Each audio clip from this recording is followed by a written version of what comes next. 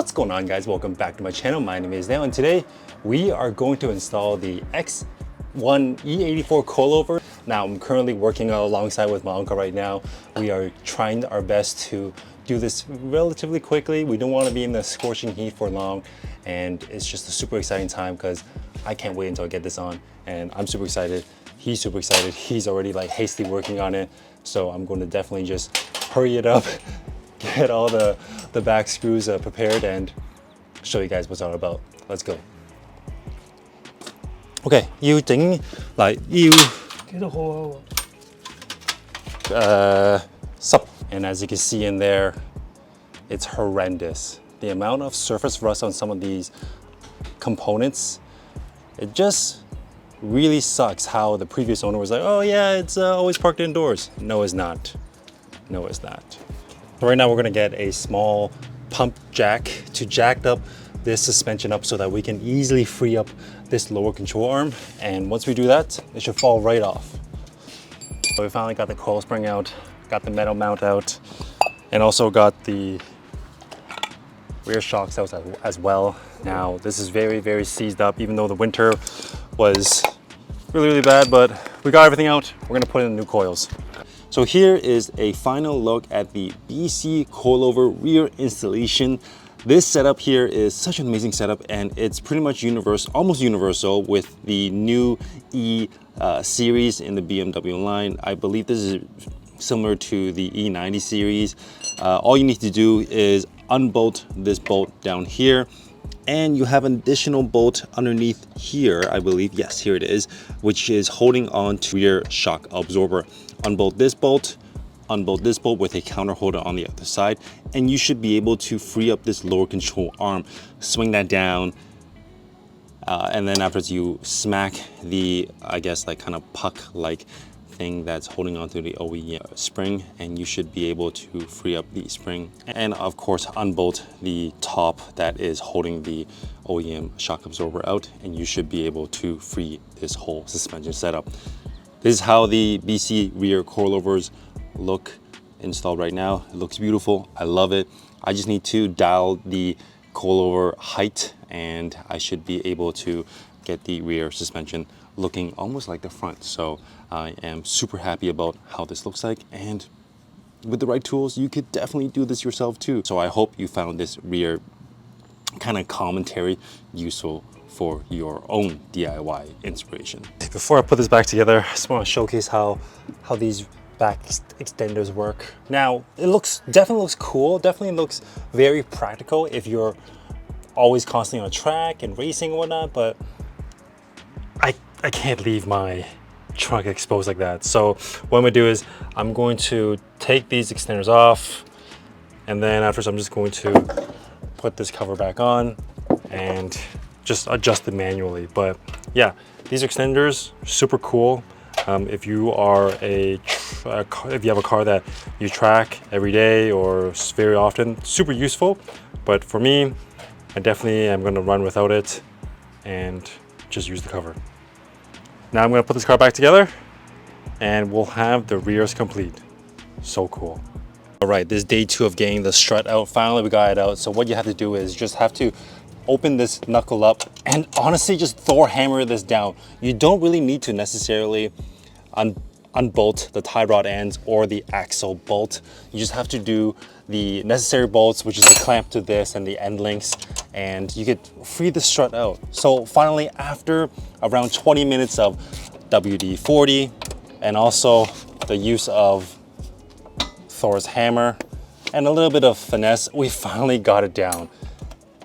Okay, so right now we are just putting on some anti-seize in there just to make sure that we don't have to fight with the surface rust anymore. But let's take a look at the old strut. Look at this. This is so worn out and bad. Look at these end links. They're not even valid anymore. Look how loose it is. It's super loose. Look at this. There's no resistance compared to the new one. I'll show you the new one in a bit, but we're gonna install this. We'll put the BC shocks in, or the coilovers, and this should give us a really good ride height.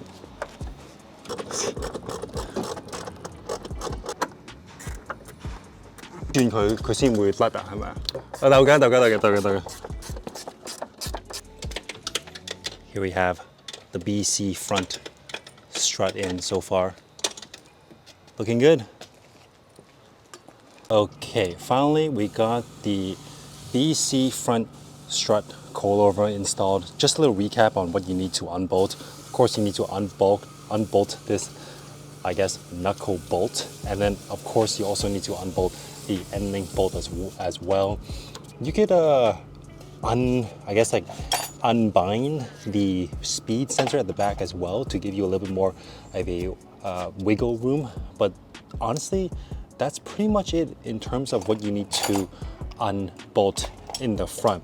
And then afterwards we blast this with WD-40, and we didn't apply any heat due to the fact that the original front strut, I suspect, is maybe gas filled as well, so we didn't want to add on any heat, but we hammered it down with Thor's hammer. And obviously there's a bit of damage on the knuckle, but it is what it is. And afterwards you just rotate this whole assembly and this front strut should slide out. It's really that simple. I didn't even unbolt this tie rod, even though this tie rod is long overdue. I didn't unbolt the front axle one as well. So it's pretty straightforward in terms of if your car is new and if it doesn't have any surface rust like mine. After it's all said and done, unbolt the end link from the other end as well, so that you could bring the sway bar up a little bit so that you can tighten it. And of course in the middle there is an Allen key. Stick it in and then you have to counter hold it so that you could tighten it. So remember that, folks. Don't clamp it on with like pincers and try to tighten it up, because it's not going to work.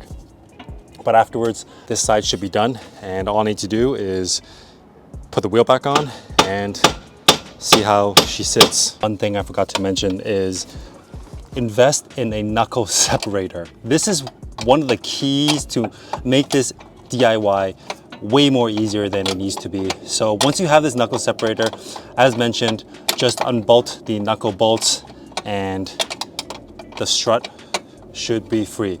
Now we're just unbolting the 3 screws at the top, and we're just going to, of course, reverse what we just did and put in the new BC struts, and we should have a new lowered ride height.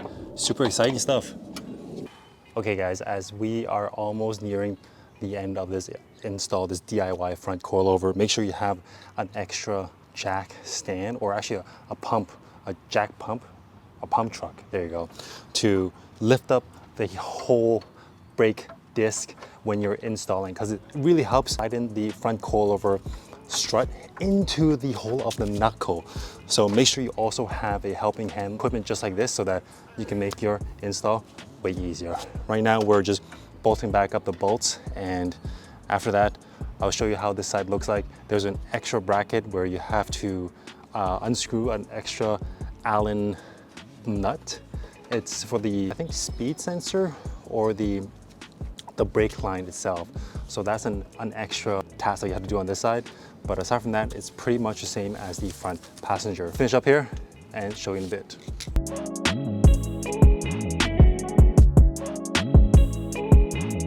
Okay guys, what's going on? So now that the dust has finally settled on the installation for the E84 X1 coilovers, I just want to recap on what transpired throughout the whole install.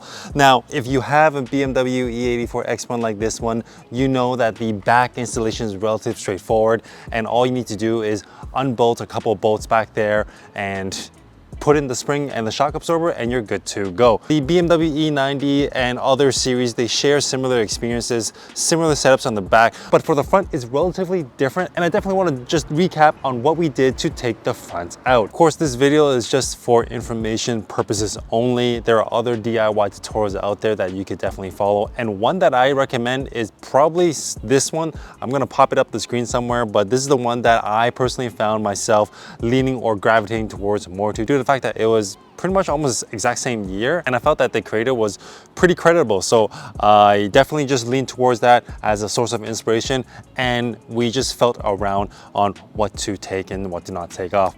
Of course, my fronts, they were swarmed. It was swarmed with surface level rust due to the fact that it wasn't really protected during wintertime, which sucked. But the key component that you definitely need for the front to make your install and uninstall successful is that knuckle separator that I showed you. That knuckle separator, I'm gonna drop it in the comment section down below or in the description down below on where you can get it. It's a very, very affordable and accessible tool. That tool will make your install much, much more easier. All you need to do is, of course, slide it in the slit at the back, expand it, and then slowly hammer it down with some WD-40. Make sure you use a extra jack to jack up the rotor and the whole brake setup, just to move it a little bit, break free of the surface rust, and at the same time give it a little bit more WD-40 and of course patience as well. That's honestly all you need to do. You do not need to unbolt the tie rods, or you do not need to unbolt the axle bolts. All you need to do is hammer it a little bit, use the knuckle separator, separate it, and then once it's done, you just kind of wiggle it out and turn it left and right to give it a little bit more of a braking room. But so far, I am loving how this new setup looks. The fronts look amazing so far. The back definitely needs a little bit of work in terms of dialing it into a desired height such as the front. And I'm super excited to just drive this a little more, just to test out how everything feels and just to make sure that everything is in place. I am probably gonna throw on some SSR Type Cs onto this car setup very, very soon. Right now, I am in the midst of changing out the brake rotors and brake calipers so that I can run the F80 setup. I am missing a set of tools that I should have. The nut inside there has a lot of surface rust once again, and I don't want to tamper or break the brake lines. But let me know in the comment section down below what you thought about today's informative install is and how the BMW X1 looks. Don't forget to like, share, comment, and subscribe to my socials. It really helps me in the long run. But until then, see you next time.